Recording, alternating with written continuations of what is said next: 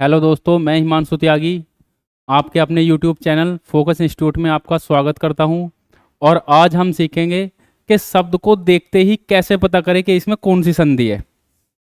चलो दोस्तों, देखो सबसे पहले हम संधि के बारे में बात करते हैं कि हिंदी में जो संधि है वो संधि के कितने टाइप हैं।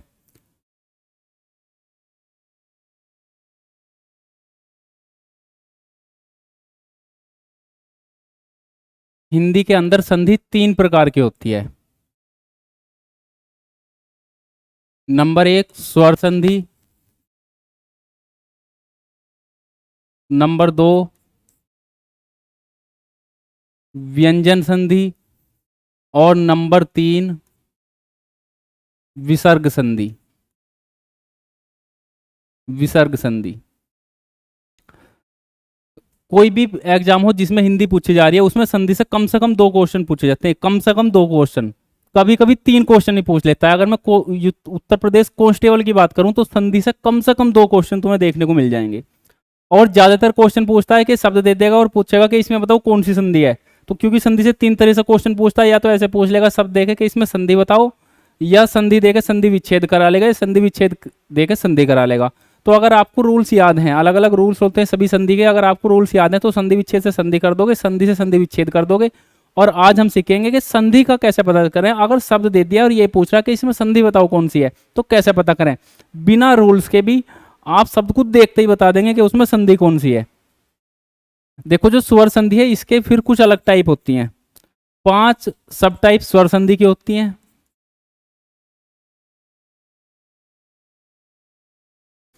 जिनमें नंबर एक है दीर्घ संधि। नंबर दो, गुण संधि। नंबर तीन, यण संधि। और नंबर चार, अयादि संधि। और नंबर पांच, वृद्धि संधि। इस प्रकार से 5 संधि स्वर संधि की होती हैं, और व्यंजन संधि और विसर्ग संधि। अब देखो, मैं एग्जाम्पल के रूप में आपके सामने कुछ शब्द लिखता हूं।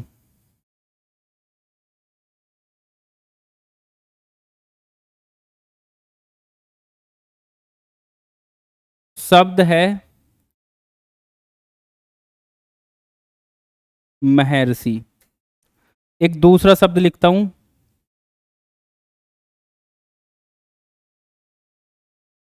महोषध।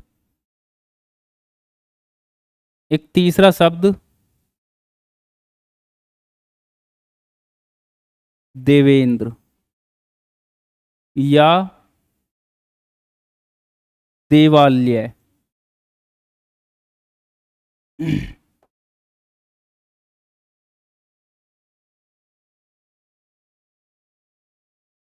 देवालय। इस प्रकार से ये कुछ शब्द लिखे दोस्तों मैंने तुम्हारे सामने। और एक शब्द लिखता हूं, मनवंतर। मनवंतर या गायक या पवन। इस प्रकार से मान लो ये कोई भी शब्द दे देगा, क्योंकि एग्जाम्पल तो बहुत सारे हो सकते हैं, हजारों एग्जाम्पल हो सकते हैं।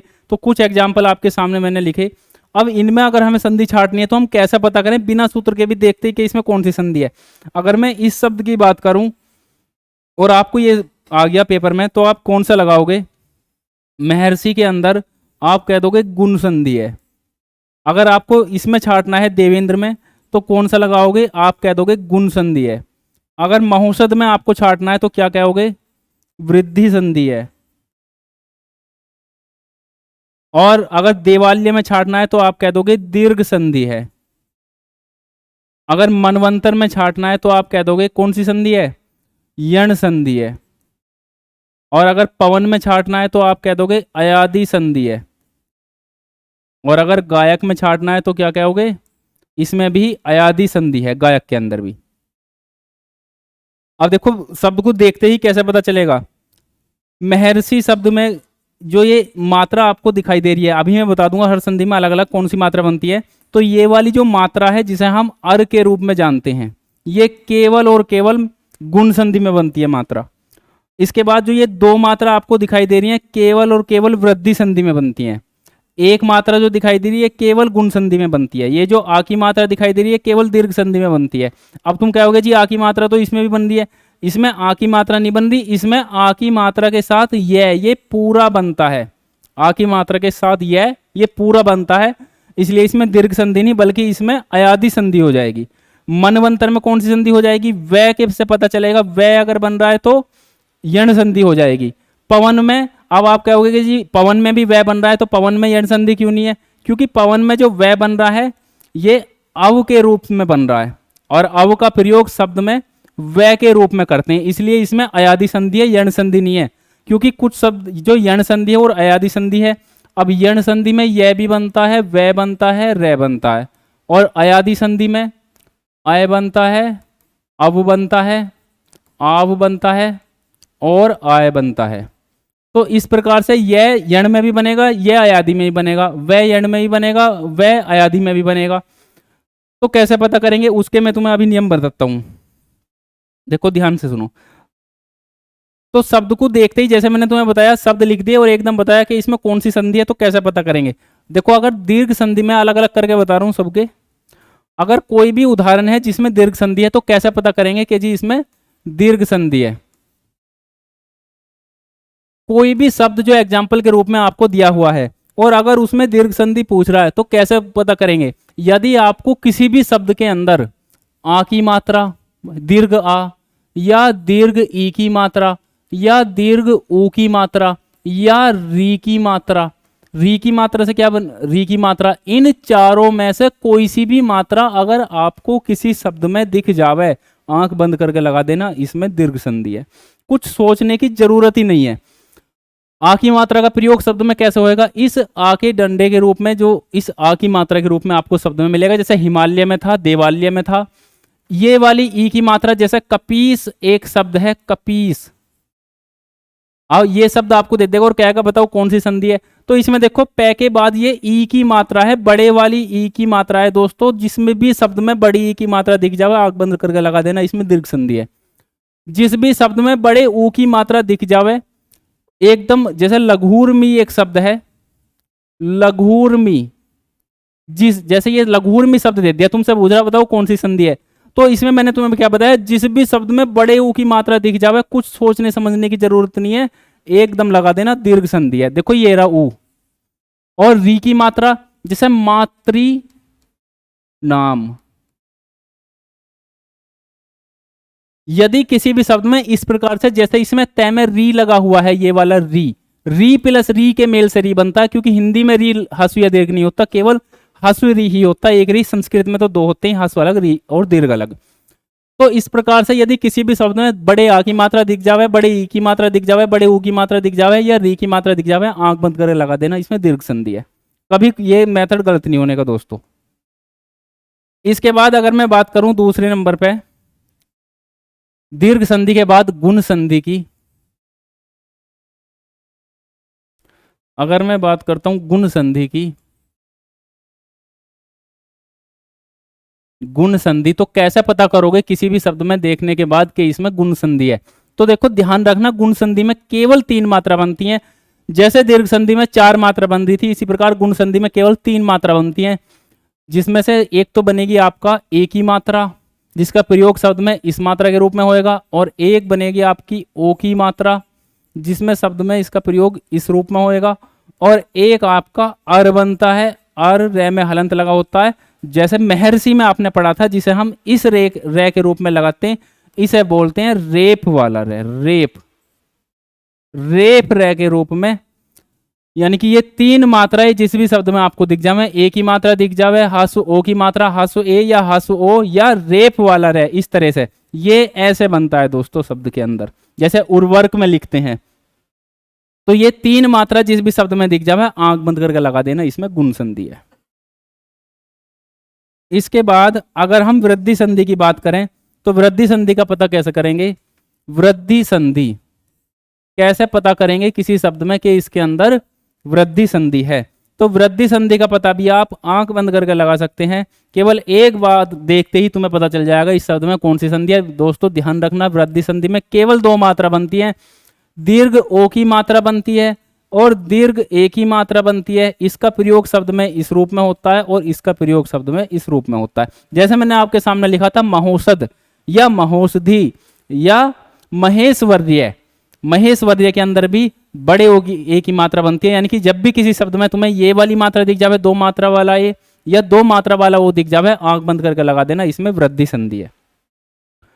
इसके बाद मैं बात करता हूं वृद्धि संधि के बाद यण संधि की। कैसे लगाओगे कि किस शब्द के अंदर यण संधि है। यण संधि की बात करते हैं दोस्तों। यण संधि में बनता है य, रे और व। यण संधि में य, व और रे बनता है। अब देखो कैसे पता करेंगे य, व और रे, क्योंकि य और व अयादि संधि में ही बनता है और य और व यण संधि में ही बनता है। तो कैसे पता करेंगे, देखो यण संधि के अंदर मैंने तुम्हें बताया, यदि किसी भी शब्द के अंदर य बन रहा हो, व बन रहा हो, रे बन रहा हो, आंख बंद करके लगा देना, यण संधि है। दूसरी बात अयादि संधि। अयादि संधि क्योंकि दीर्घम पढ़ चुके, गुण पढ़ चुके, वृद्धि, अब ये दो संधि बच रही है। तो अयादि संधि में क्या बनता है, अयादि संधि में भी आय बनता है जिसका प्रयोग शब्द में य के रूप में होता है। अयादि संधि में आय बनता है जिसका प्रयोग शब्द में इस तरह से होता है। अयादि संधि में आव बनता है जिसका प्रयोग शब्द में व के रूप में होता है। और अयादि संधि में आव बनता है जिसका प्रयोग शब्द में इस प्रकार से होता है। अब तुम कहोगे जी यण में भी यह बन रहा है, अयादि में भी यह बन रहा है, यण में भी वह बन रहा है, अयादि में भी वह बन रहा है, तो कैसे पता करेंगे जी इसमें कौन सा संधि है। जैसे मनवंतर एक शब्द दिया, मनवंतर, जो अभी थोड़ी देर पहले मैंने तुम्हें बताया। एक शब्द लिख दिया पवन, अब बताओ जी कौन सी संधि है। दोनों में वह बन रहा है लेकिन संधि दोनों में अलग अलग है, तो कैसे पता करेंगे। उसके लिए तुम्हें रूल्स याद रखना पड़ेगा। यहाँ देखो मनवंतर में जो वह बन रहा है कैसे बन रहा है, क्योंकि यण संधि में जो वह बनने का नियम है वो क्या है कि हास्व या दीर्घ, हास्व या दीर्घ ऊ के बाद अगर असमान स्वर आ रहा हो, हास्व या दीर्घ ऊ के बाद अगर असमान स्वर हो तो क्या बन जाता है, दोनों वर्णों के मेल से वह बन जाता है। ये अगर ये नियम लग रहा है तो यण संधि है। और अयादि संधि क्या कब बनेगी, अयादि संधि में अगर ऊ, अयादि संधि का नियम इससे अलग हो जाएगा। तो पहले मनवंतर को देखते हैं, मनवंतर में वह कैसे बन रहा है। देखो जब इसका संधि विच्छेद आप करोगे तो मनो प्लस अंतर, और यहां देखो प्रथम पद के अंत में क्या है ऊ, और द्वितीय पद के आदि में क्या है ए, तो ए ऊ प्लस क्या बन गया ए, ऊ प्लस ए। और मैंने नियम क्या लिखवाया, यदि ऊ के बाद कोई भी असमान स्वर हो, और ए क्या है असमान स्वर है, तो एकदम तुम समझ जाओगे इसमें क्या बन रहा है, कौन सी संधि है, यण संधि है, यानी कि इसमें अयादि संधि नहीं है। और इसी प्रकार जो पवन है, पवन में जो अव बनता है, अव किस किस के मेल से बनता है, ओ प्लस असमान स्वर, असमान स्वर, असमान स्वर के मेल से। तो इसमें ओ प्लस अन, इसमें देखो प्रथम पद के अंत में क्या है ओ, और द्वितीय पद के अंत में क्या है ए, तो ओ के नियम से बन रहा है। अब यहाँ ओ की कोई कंडीशन नहीं, यहाँ तो प्रथम पद के अंत में छोटा बड़ा ऊ होगा, और जो कि इसमें कंडीशन बन रही है इसमें नहीं बन रही। और अयादि के लिए प्रथम पद के अंत में छोटा ओ होगा, जो कि इसमें कंडीशन बन रही है इसमें नहीं बन रही। तो इस प्रकार से दोनों शब्दों में वह की मात्रा बन रही है, लेकिन आप रूल्स के माध्यम से पता कर लोगे कि किसमें यण है और किसमें अयादि है। तो शब्द को देखते ही बता दोगे कि किसमें कौन सी संधि है। आज हमने देखा स्वर संधि, एक शॉर्ट वीडियो के माध्यम से हमने ये देखा केवल कि किस शब्द में कैसे संधि छाटनी है। इसके बाद अगली वीडियो में हम व्यंजन संधि कैसे छाटते हैं, विसर्ग संधि कैसे किस शब्द को देखते ही पता करें, वो सीखेंगे। और बहुत ही जल्द प्रॉपर तरीके से के रूल्स के माध्यम से हम संधि का पूरा टॉपिक करेंगे, और बल्कि पूरी हिंदी हम इसी प्रकार से टॉपिक वाइज कवर करेंगे।